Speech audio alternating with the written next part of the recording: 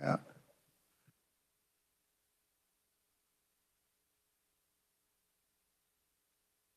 No members are in WebEx, Mr. Chair.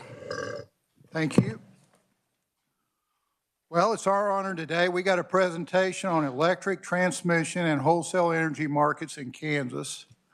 We got Alan Kloss Anderson and Andrew Schulte, the Pulcinelli Energy Practice Group.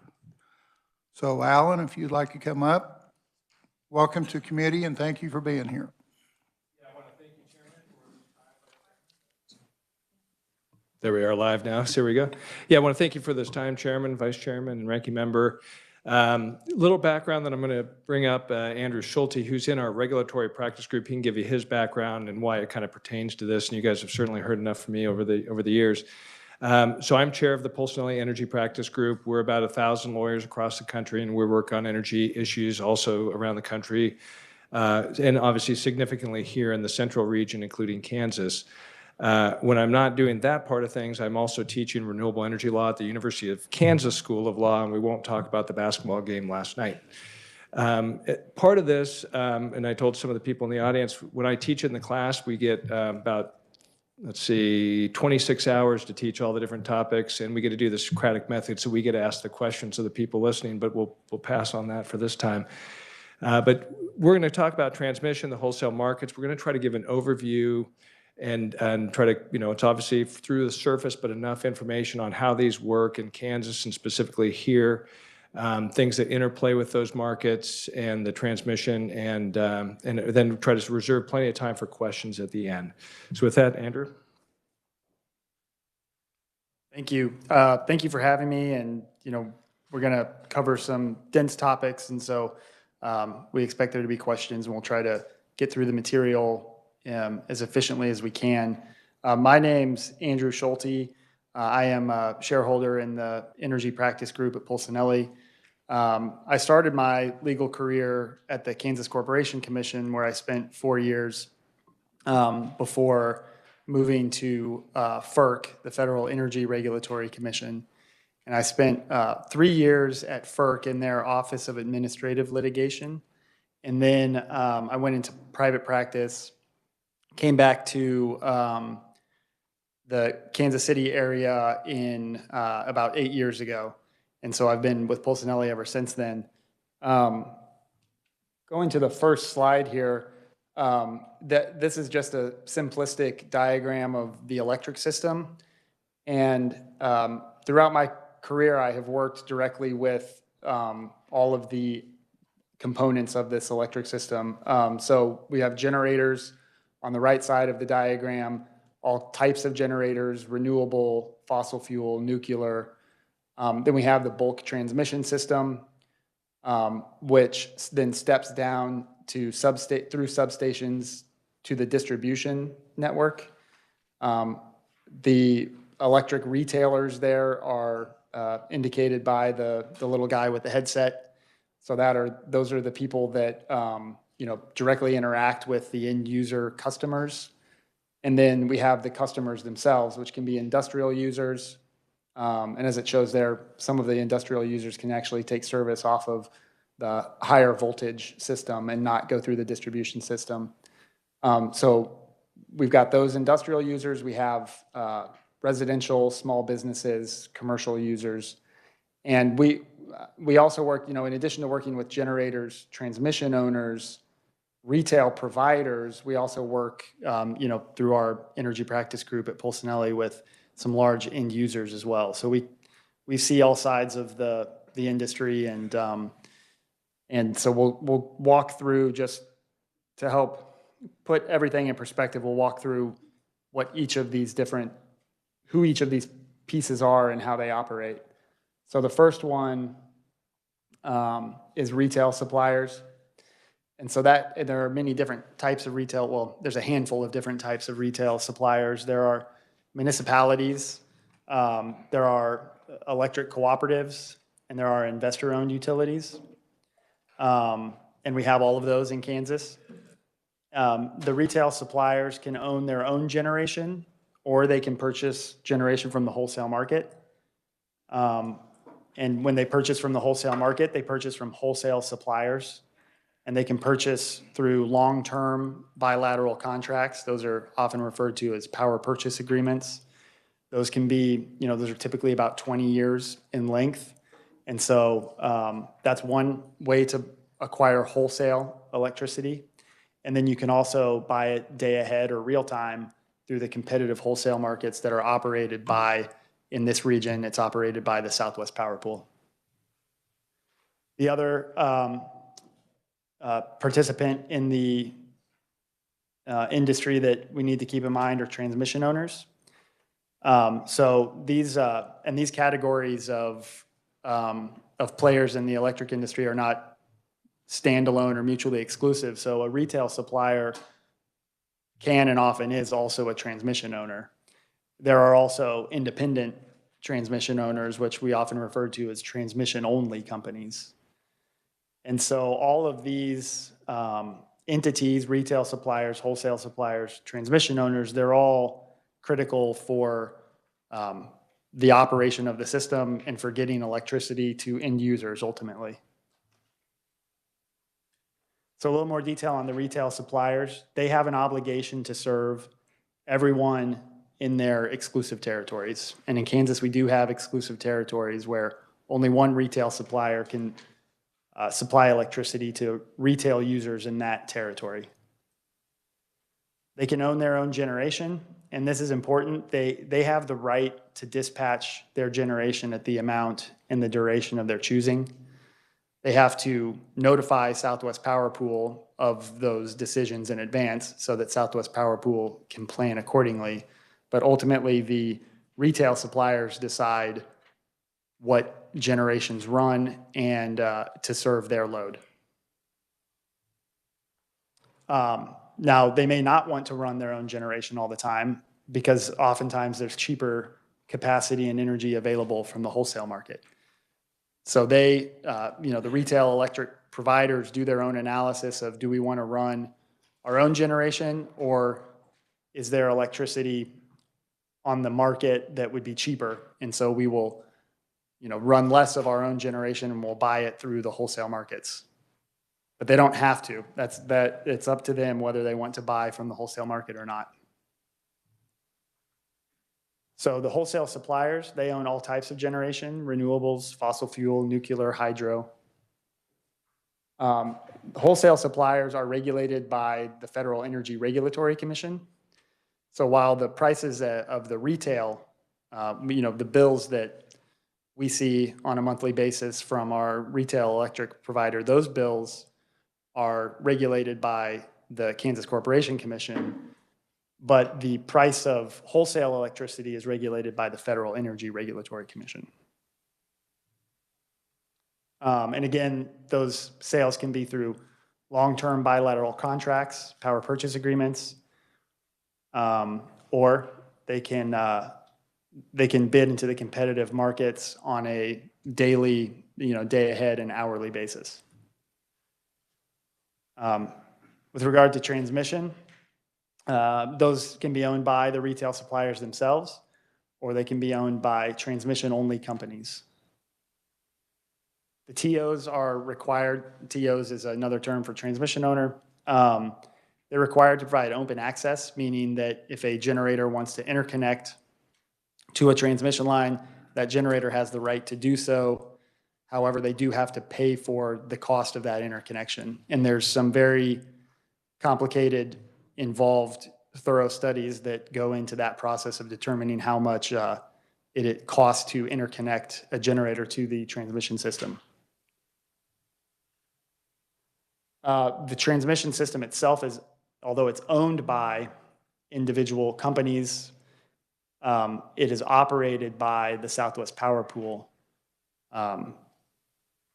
So a little bit more on that, actually, because it's a little bit a difficult concept to wrap your head around. The transmission owners themselves, they make the investment, they build the facilities, they maintain the facilities. If there's damage, then they are responsible for repairing the facilities. But the Southwest Power Pool has, they have the wider view of the transmission system as a whole, which is why we say that they operate the transmission system. So they can see the whole grid operating in real time, and they're the ones that can identify issues on the transmission system. If there's a needed upgrade to the transmission system, they'll study that. If there are improvements that need to be made to the transmission system, they will direct the transmission owners to make those improvements. So transmission, the regulation of transmission is complicated. It is regulated by FERC for the rates that that the transmission owners charge. And then SPP is regulated by FERC as well with regard to its tariffs. But SPP is also a public utility in Kansas and has a certificate from the KCC, so it also has oversight from the KCC. And then also, importantly, transmission lines, before a new company can build a transmission line, they have to have a certificate, which we refer to as a CCN, a certificate of convenience and necessity that's issued by the state. And the states also can cite the transmission lines. This is pictures of the Southwest Power Pool to show you the geographical footprint of the Southwest Power Pool. And then on a broader level, the interconnects that operate in North America. We have the Eastern Interconnect, which we're a part of, the Western Interconnect, which you can see on the image there. And then ERCOT is a standalone interconnect, which is by design in order to avoid federal regulation. The state of Texas has determined to not interconnect to the rest of the country, which creates a lot of problems. And namely, the problem that Texas has is that they're small relative to North America as a whole. And size is really the strength of the regional and super regional interconnection.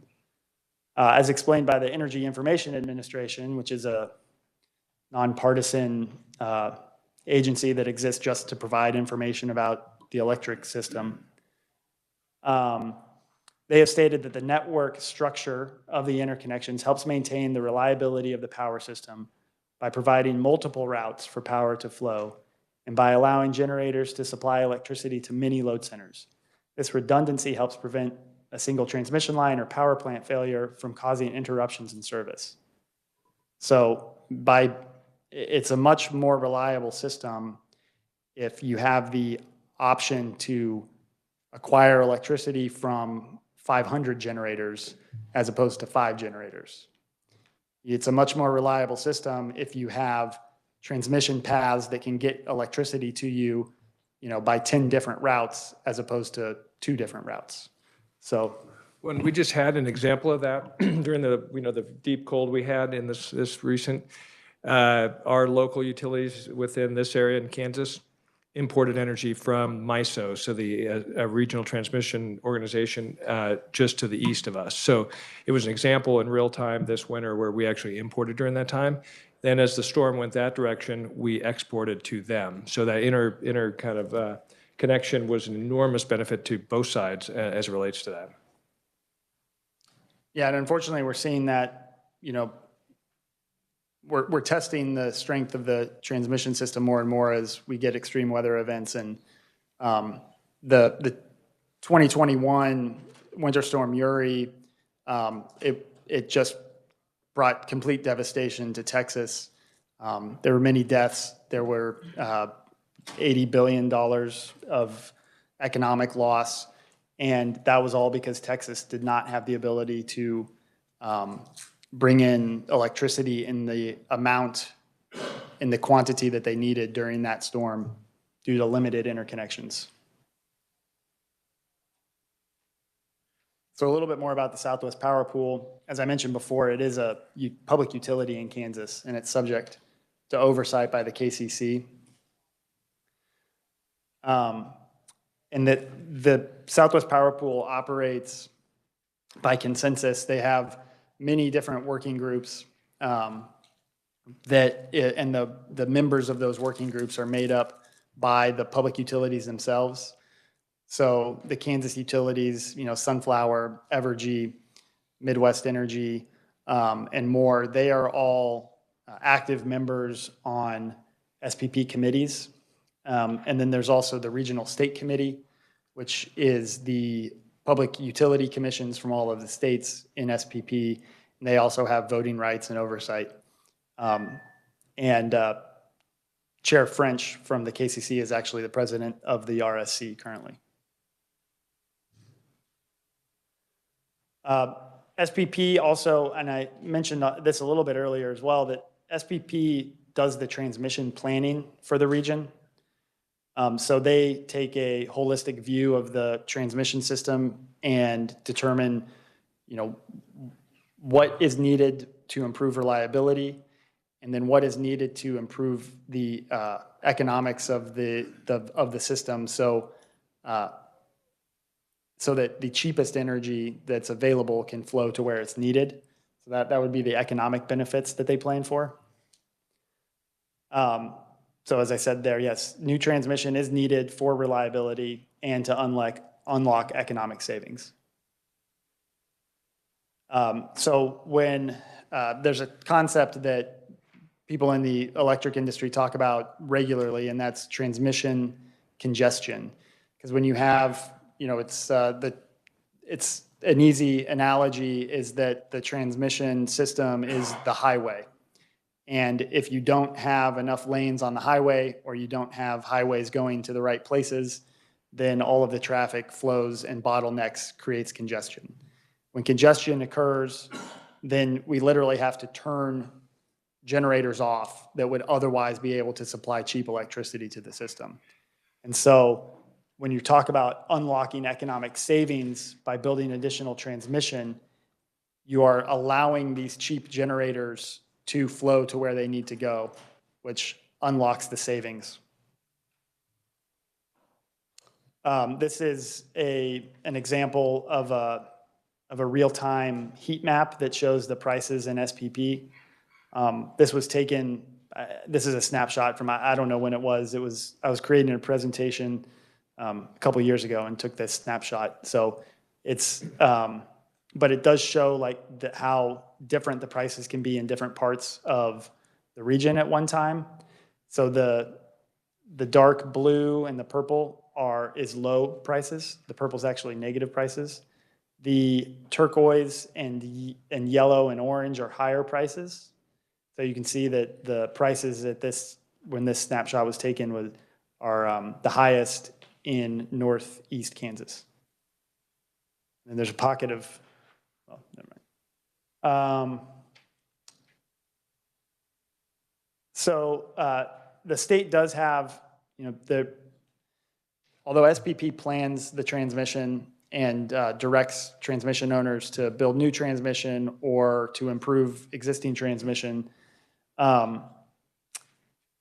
it can only be built, new transmission can only be built if the State Utility Commission, the KCC, finds that transmission will benefit the state. So there is a state process that occurs after SPP directs new transmission to be built. Wolf Creek to Blackberry is an example of the process. That project was deemed to be required for reliability and economic reasons by SPP. They issued a bid and a competitive bid, and the NextEra was selected as the developer of that project. But there was then a process that NextEra had to go through at the KCC. It was actually a two-step process that involved applying for and obtaining a certificate for the authority to build, and then they had to go back in for siting authority for a determination of whether the route that the line would be built would be reasonable. So the KCC ultimately found as part of that two-step process that the Wolf Creek project will have reliability benefits. The project will have a benefit cost ratio of at least 1.48 to 1, or as high as 3.36 to 1. So in other words, for every dollar you spend, you will save at least $1.48 and maybe as much as $3.36, depending on the assumptions you make about the future. The KCC analyzed those benefit cost ratios and determined that most of those savings will be realized in Kansas. Yet Kansas only pays 16 cents out of every dollar of Wolf Creek to Blackberry cost.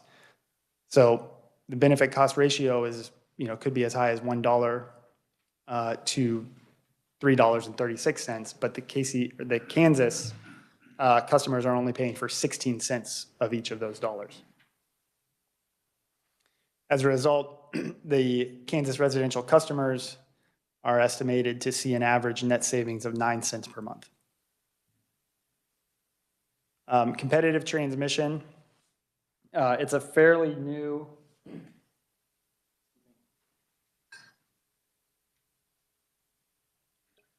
it's a relatively new process.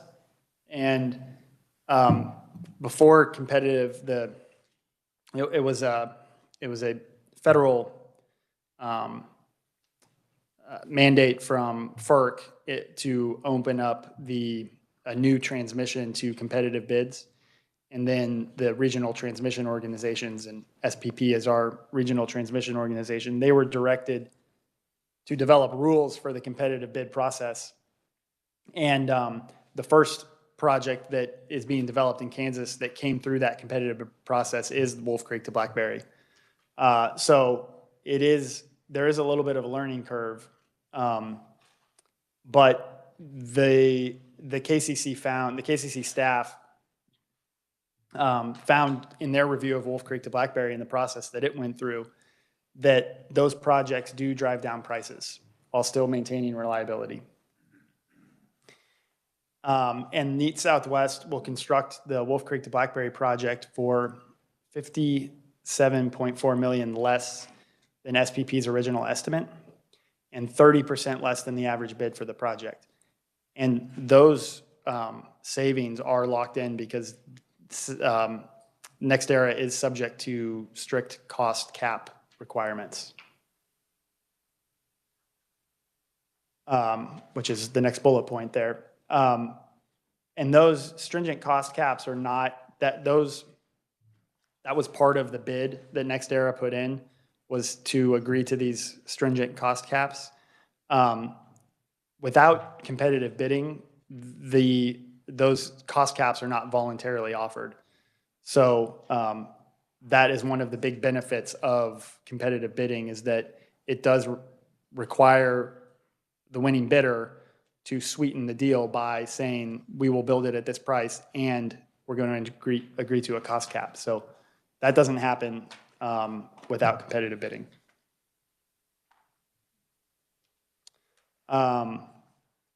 It's also important to remember that we've been talking about SPP planned transmission.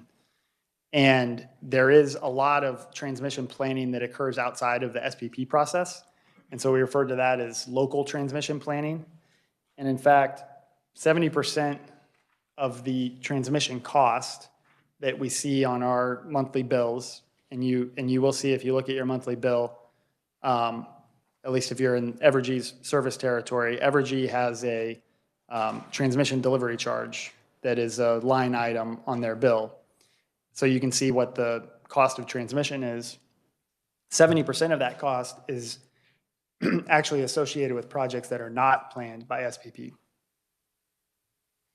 That cost comes from projects that are planned by local utilities. And this percentage is expected to increase in the short term, at least, because, and this is from, excuse me.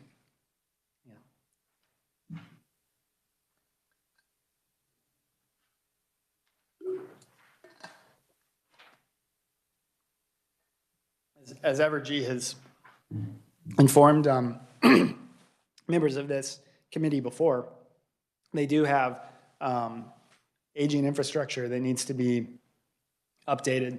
And this is a graph from Evergy's presentation to the Special Legislative Committee in October. And so it shows that there's a large percentage of their transmission that is over 50 years old.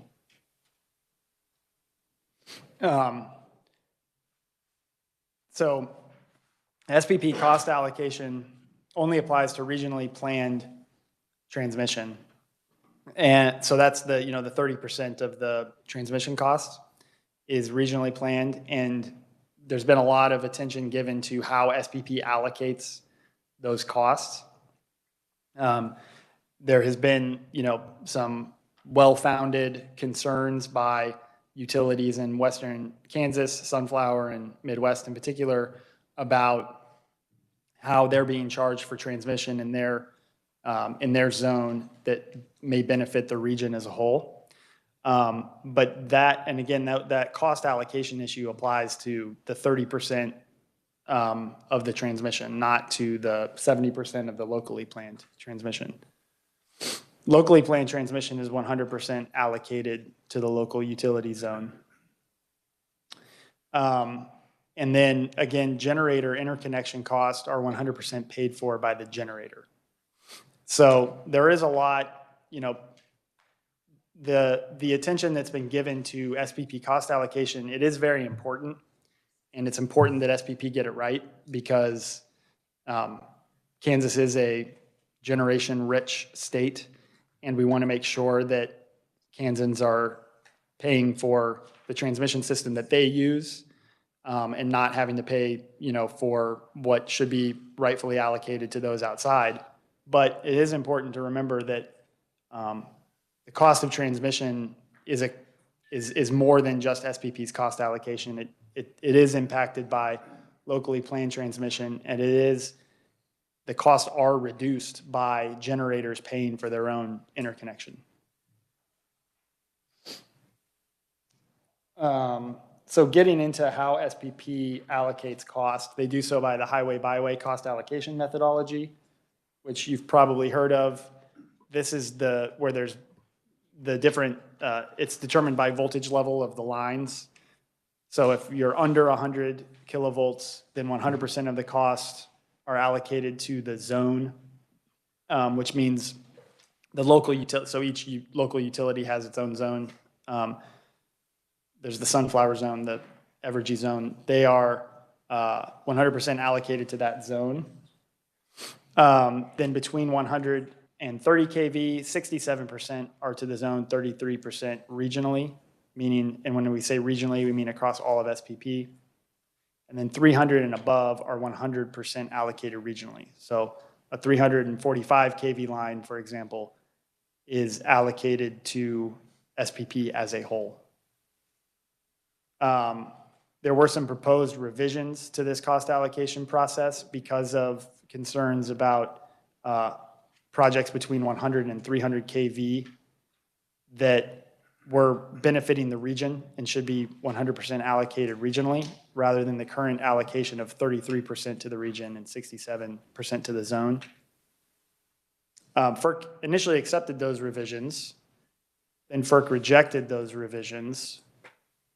And FERC's reasoning for rejecting those revisions is that there was too much ambiguity in that criteria, and there was too much discretion given to SPP. So similarly situated lines can be treated differently, such that one line that meets the criteria could be allocated 100% regionally, but another line, similar line that meets the criteria may not. And that's just because of the language in the rules. There were mays instead of shalls. And so FERC thought that gave SPP too much discretion. But SPP can refile and correct those issues and still pursue that revised cost allocation. Before I get into transmission line siting, is there anything else you want to cover there? Not unless you want to cover the specific other processes. Yeah, there is, so in addition to refiling the general tariff modifications, SPP is also pursuing a more targeted approach where the lines that were the poster projects for this issue are 4 projects in Sunflower's zone.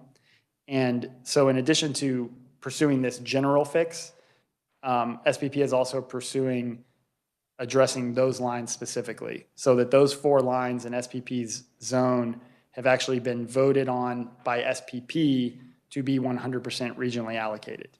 Even though they fall under the 300 kV threshold, SPP has voted to move those 4 projects in particular forward for 100% regional allocation, which is what, the Kansas utilities and the KCC have been advocating for. So transmission line siting. So this is an issue that obviously gets a lot of attention, and rightfully so. When a new transmission line is determined necessary by SPP and then subsequently determined necessary by the KCC, we still have to figure out where to place it.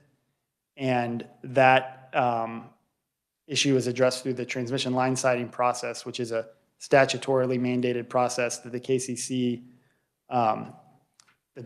oversees. But before we even get to the filing at the KCC, the transmission developers go through a very thorough process themselves in order to develop the application for the line siting authority. And as an example, I brought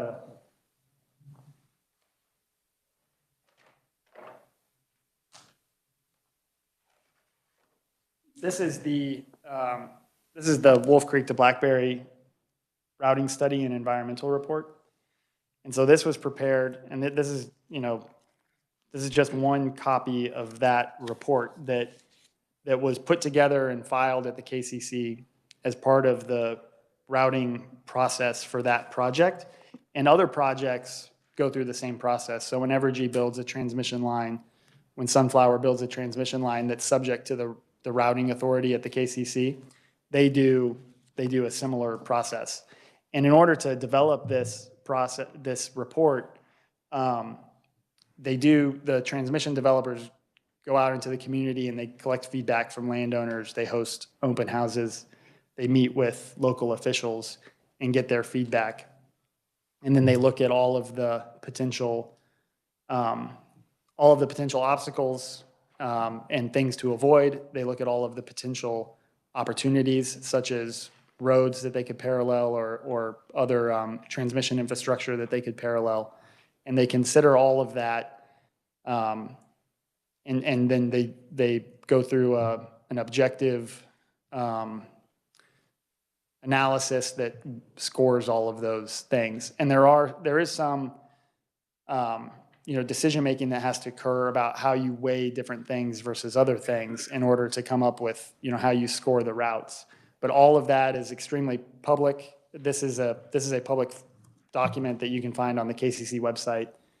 And then once they file this routing study and proceed through the formal KCC process, they send notices to all of the impacted landowners, and they tell them, we filed this application at the KCC, here's how to find it.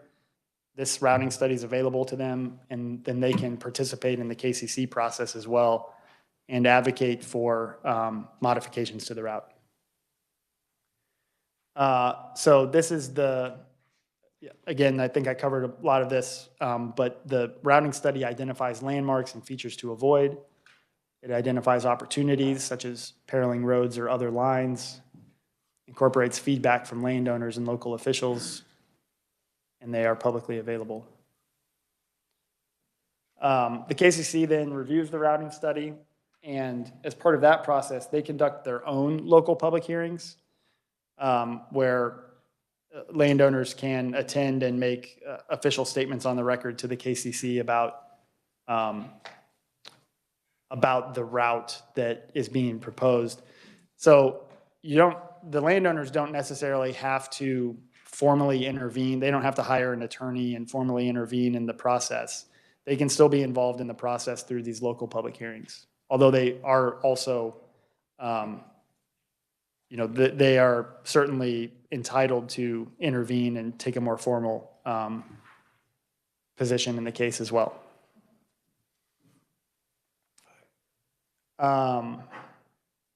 So then the KCC issues an order that will either, they can approve the route, they can modify the route, and in all of the routing cases I've been involved in, there's always been modifications to the route. Or they could reject the route outright. There's currently a general investigation at the KCC about the routing process. And the questions are, should the KCC establish more definitive principles and priorities for transmission line siting? So as I mentioned, the routing study has to make a lot of decisions about how to weight the different options and in order to score the routes. And so the KCC is exploring the possibility of being more definitive about, here's how we want you to weigh different opportunities and things to avoid, and here are the priorities that we want you to follow when preparing these types of studies. And then the other benefit to doing that potentially would be that the principles and priorities could be incorporated into the SPP competitive bidding process, so that when projects are put out for bid, the bidders know what the KCC's routing priorities and principles are. They can incorporate those into the bid, and then SPP can score those bids on whether they've met those priorities and principles. So now we're going to move on from, okay. Yeah, and we're getting towards the end here, but we're going to transition now from the transmission system to the generation components of the electric system, and talk a little bit about generation resource adequacy, which is a hot topic right now in a lot of forums. But just as background, the North American Electric Reliability Corporation, or NERC, ensures and enforces reliability through transmission and generation resources. And SPP has certain NERC obligations that they have to abide by. The transmission owners themselves have NERC obligations that they have to abide by. And then the retail service providers have to demonstrate that they have adequate generation resources plus a significant margin in order to meet their service obligations. And this next slide shows this is actually from the SPP presentation, also from October of 2023. And it shows some of the problems with the resource adequacy process as it stands right now, or as it stood in 2021. There are active improvements occurring right now at SPP. But in 2021, this is how the various types of generation was accredited, how it performed on a 5-year average, and then how it performed during Winter Storm Uri when it was needed most. And as you can see, the red bar is how it performed during Winter Storm Uri. The green bar is the 5-year average performance, and the blue bar is how it is accredited. And so it's actually coal and gas are accredited at essentially their nameplate capacity. So if the maximum amount that a coal or gas plant can produce is 250 megawatts, then it's accredited at 250 megawatts. But in reality, coal and gas plants have to go through periods of maintenance. They also have fuel supply issues.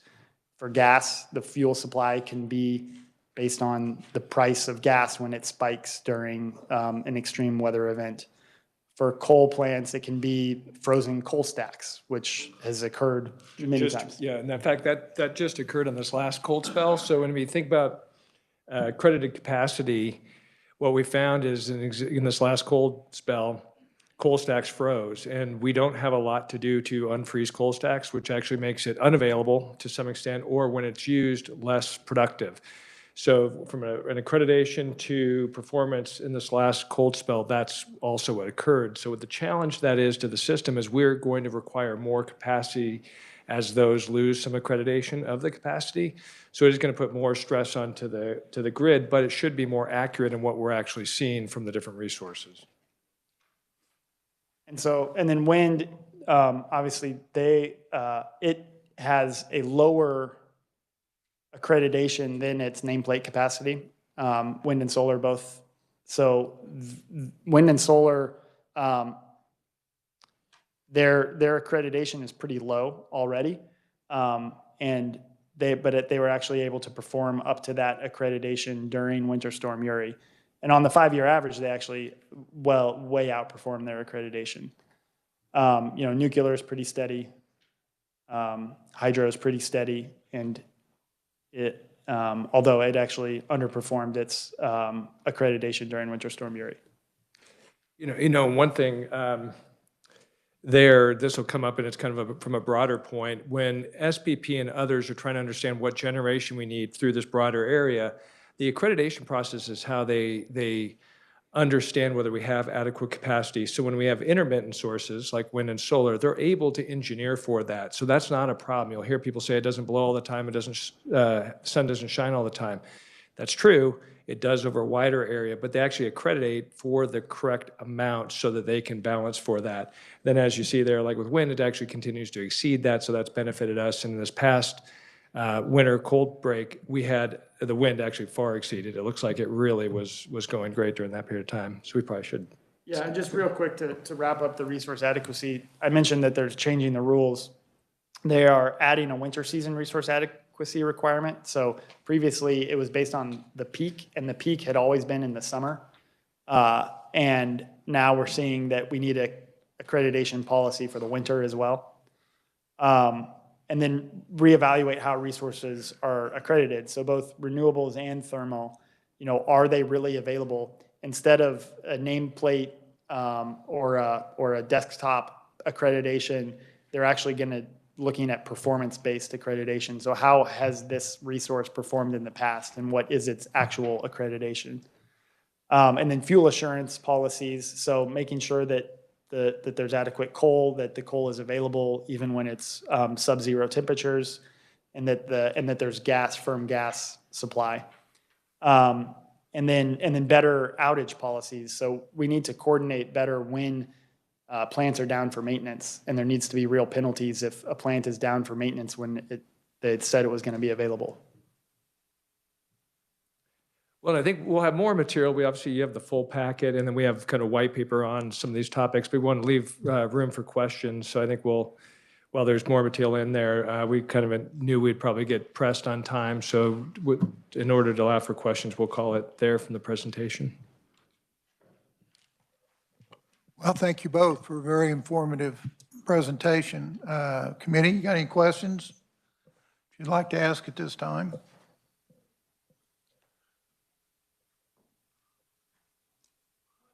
Well, that surprised me, Senator Thompson. Yeah, what I always tell my class, I say poke, prod, ask questions, challenge, celebrate.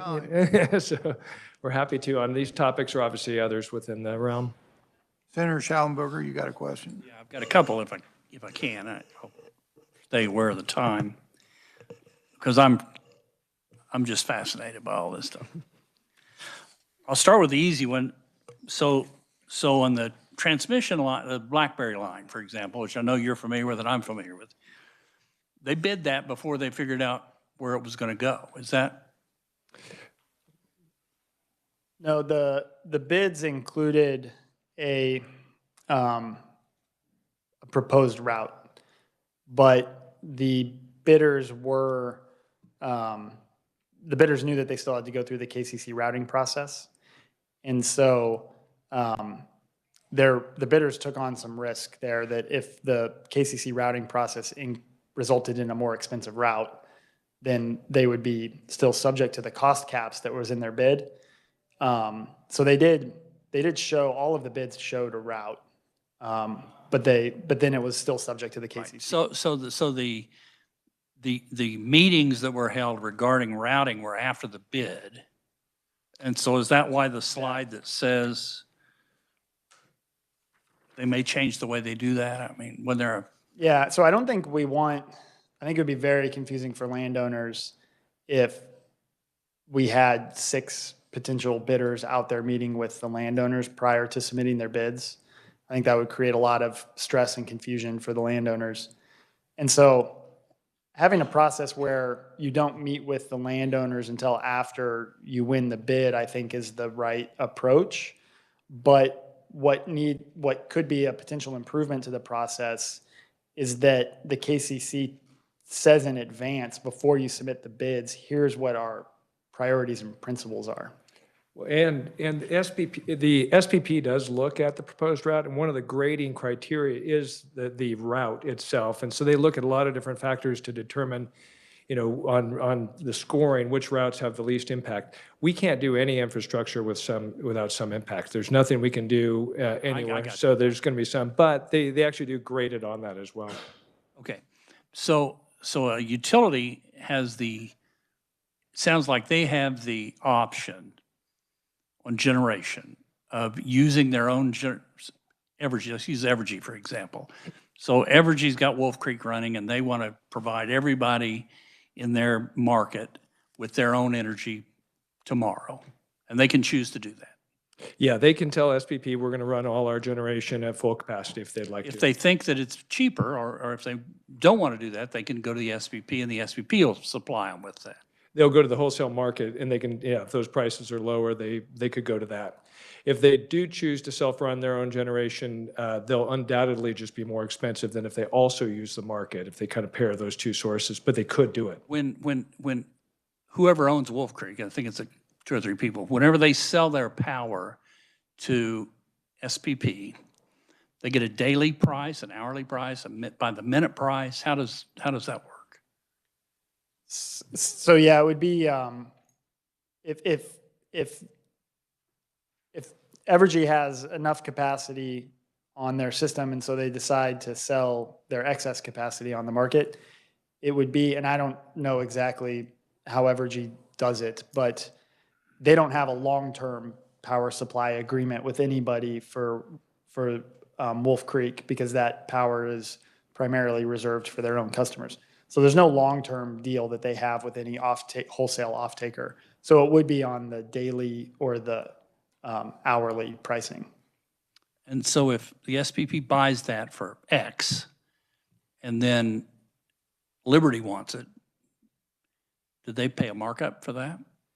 It would be, so it's based on locational marginal pricing. And so the price gets pretty, what the price that Evergy actually gets pretty complicated, because it depends on where the power needs to go and whether the transmission has the capacity to get it there. And then if the transmission doesn't have the capacity to get it there, then you get the different location marginal prices. My real question is there a markup? Well, they don't sell it to SPP. They, So SPP, so the nuclear is a good example, because the nuclear plant's going to run regardless, right? Because you don't power on and off a nuclear plant, so it's running all the time, and so there's very little incremental cost to run that plant. Most of it's fixed, and so anything that Evergy can make on that plant, and I don't want to get too far over my skis here, but essentially speaking, anything that Evergy can make off of that power would be a benefit, because it's going to run anyway. And so if they can, if they have excess power and they can sell it for, $5 a megawatt, then that $5 a megawatt will be an offset to the price that their own customers the pay. markup I was questioning is SPP. Do they make? Oh, does SPP mark it up?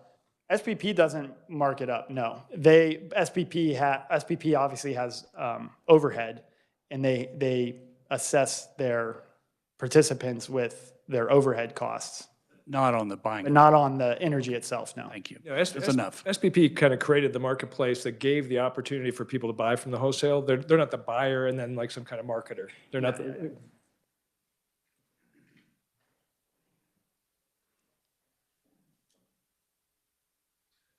Senator Pittman. Thanks. Thank you guys for the presentation. I kind of think of it as a 101 on energy production, so I do appreciate some of the graphics and things like that. It was nice, probably nice to have every member of this committee go through it, but next year, if we have any new members.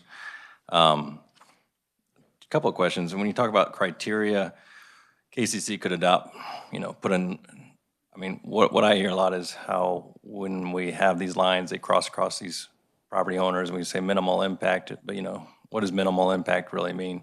When we cut land into different diagonals and change the landscape for some of these property owners, it might be only one landowner, we minimize that impact, but how would we even codify that into a KCC rule? I think we yeah. should, but I think that, how do we codify that impact versus, 5 landowners who are you talking about putting numbers around that?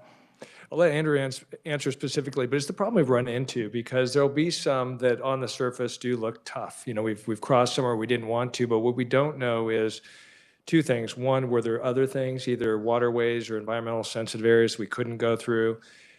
Sometimes you just can't get through certain routes, and it would increase a cost by some massive amount. And so then there is a little bit of a question. We all pay for that, so as ratepayers. So there is sometimes a cost benefit to that. But yeah, to codify it, Andrew, I don't know if you have any thoughts on how we might be able to. Yeah, I mean, it's a complicated issue because every time you prioritize one thing, something else gets deprioritized. And so if you want to avoid being near homes, then you might have to go through the middle of a field. But if you don't want to go through the middle of a field and you say you should parallel roads, well, people tend to build their houses closer to roads, and so then you're closer to houses.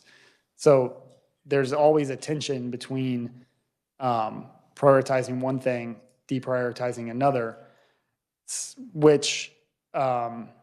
but I think what the KCC is exploring is whether we should have a set of weights that we give so that we weigh the impact on farming like this, we weigh the impact on proximity to houses like this.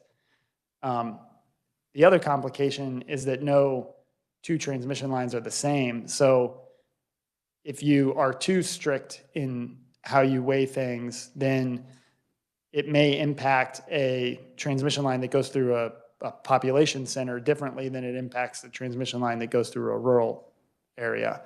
So it is a very difficult thing to codify. I think maybe the solution is to provide just higher level but flexible principles and priorities, whatever those might be. Sounds very tough. Just one more. But you have that one. Oh, man, I don't know. That's a lot of weight. I mean, obviously, this is a good 101. I'm going to call it out. There's a little bit of a bias on the competition front on the transmission lines. We just got to call that out. We got the Wolf Creek line that's come in. We all recognize it. We've been through the hearings and all that. So we've got to call out that there is a bit of bias towards the competition. And, we could argue about that, but it's not for today. I'm just calling that out, where when we look at these kind of bids, whether we look at how good has the company's been at coming in at their bid versus, future transmission projects. And so I think there's more to that piece than was covered here. That's all. I'll leave it at that. Yeah, we'll leave it at that too, but I look forward to that discussion because we feel pretty confident in that good discussion on that point. Okay, we're running short of time here, so gentlemen, I want to thank you for your excellent presentations. Thank you for your time coming here. And I don't think is there any announcements or committee information we need? If not, we're adjourned.